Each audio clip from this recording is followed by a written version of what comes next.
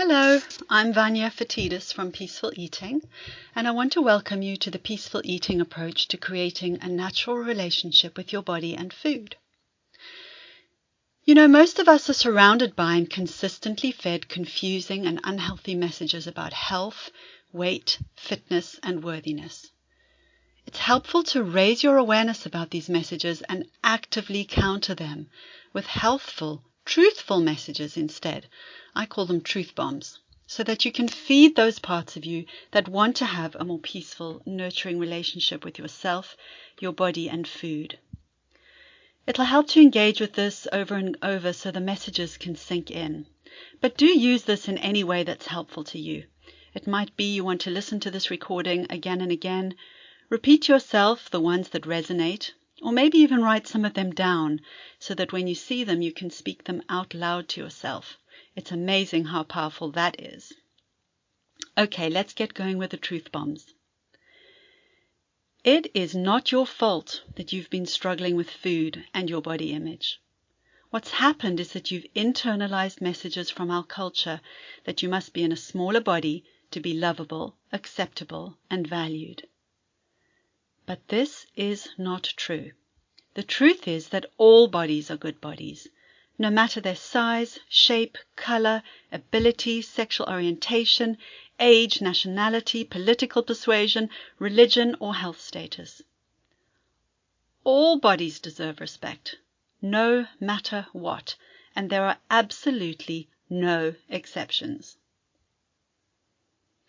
You are undeniably lovable, no matter how much you weigh, no matter what size you are. Perhaps you don't believe me, but here's the thing. You don't have to believe it for this to be true. Let's talk about scales. I think they're for fish and reptiles. Your worth is not measured in pounds or kilograms, inches or centimeters. I promise you, if you get rid of your scale, the sky will not fall down. In fact, getting rid of your scale will probably free you more than you can ever imagine, even if it feels really scary to think about it. Getting rid of your scale is one of the most radical acts you can do on your body freedom journey. You see, when you're worried about the number on the scale, it makes it really, really hard to tune into your hunger and fullness. You might ignore your hunger or not eat until you're satisfied because you want to make sure that number goes down. So weighing yourself leads you away from your ability to tune into your body's needs. And becoming a peaceful eater means developing the ability to tune into your body. Dieting and restricting are often the cause of a dysfunctional relationship with food, rather than the solution to it. Overeating does not mean you're weak or worthless. At some point, possibly a long time ago, you learned that food could bring comfort and that it could ease the pain. You may have needed its help. You've been doing the best you can with what you have. While you're learning new ways to meet your needs, you may still resort to it from time to time. But this doesn't make you a bad, weak, or worthless person, and it never will. When you have the urge to eat when you're not hungry, it's often a signal from inside of you to pay attention to yourself. There's something you're needing that you've learned to meet with food, but food won't solve this problem. Learning how to decode your needs and then how to meet them appropriately is much more likely to lead you to a satisfying life. Your body has a natural weight range that it'll settle into when you stop dieting and restricting, and instead, most of the time, meet the needs of your body, mind, and spirit appropriately. It's absolutely possible to come to a place of acceptance and appreciation of your body. Think about this. Every experience you've ever had, every taste you've ever experienced, every single thing you've ever seen, from a thunderstorm to a sunset, everything you've ever heard, birds singing, a baby crying, everything you've ever touched, from walking barefoot on a beach, to the feeling of joy, to the feeling of sadness. Everything you've ever smelled, whether it's a Sunday roast or dog poo on your shoe, all of it you've experienced by virtue of having a body.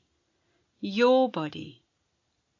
Your body has enabled every single experience you've ever had, including every single thought, idea, or action.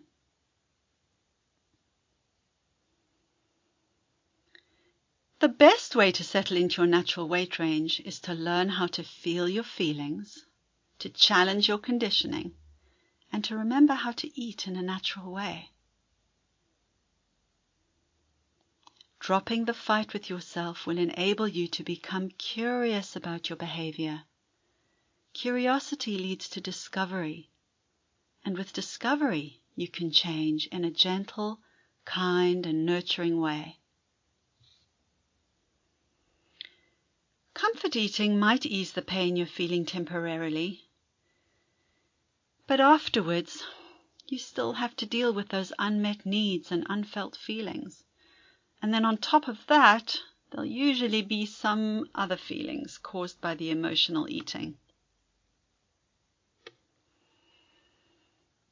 You can learn how to accept and feel any feeling. No feeling is too big. No feeling is too much. You can survive any feeling. You just need to learn how. You can also learn how to soften your inner critic and cultivate a kinder, more compassionate inner voice. It's not your fault that our culture is obsessed with weight, diets, fitness, and health, all of which are making us more stressed and, guess what, probably less healthy.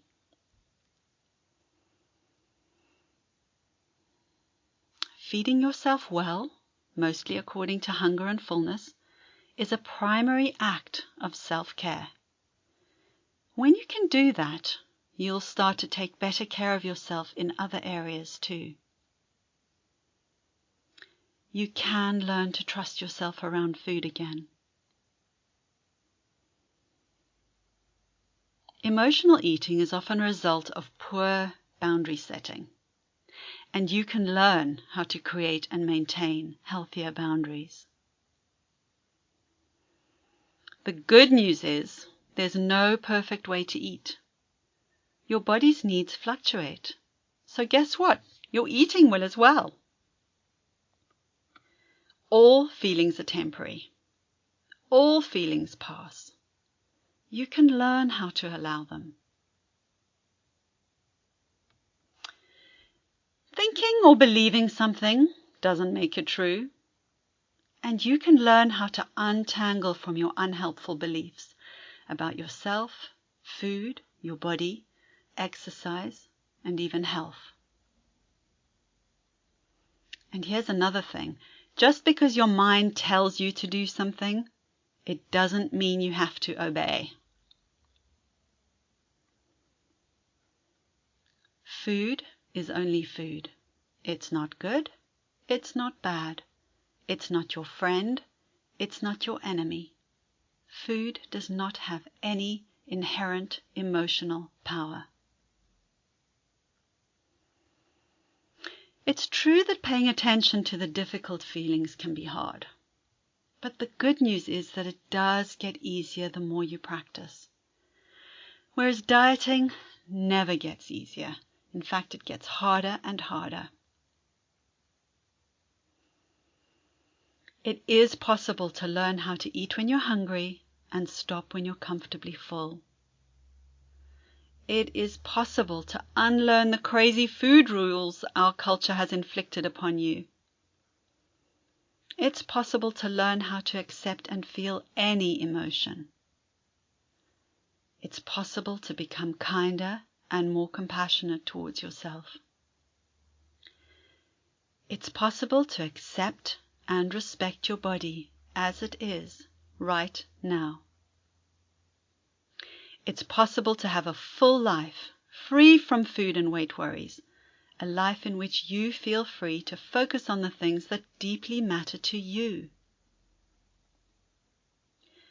You can create a peaceful relationship with food, your feelings, your whole self, and your body. And you know what? The more you resolve to ditch diets and make peace with yourself, your body, and food, the more you're enabling others to free themselves from body oppression, and the more you're becoming a part of the solution. So thank you for taking this time out for yourself. Thank you for choosing another way. Thank you for choosing to honor your whole self. Thank you for choosing peace. Have a wonderful day.